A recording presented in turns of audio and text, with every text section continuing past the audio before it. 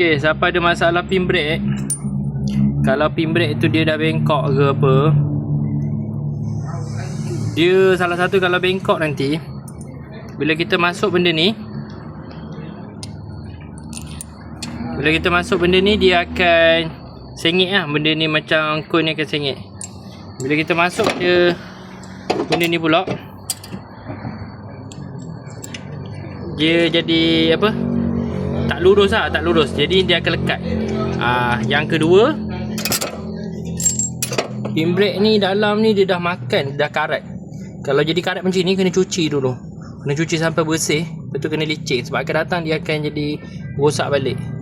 Sebab kalau macam gini biasanya pin ni dah tak apa cantik. Caliper brake ni dah tak apa cantik.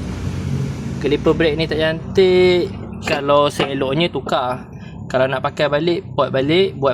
Lubang ni kena cantik-cantik. Kalau lubang ni berkarat, memang brake akan masalah jam lah. Jadi ketat. Okey, dapat tu.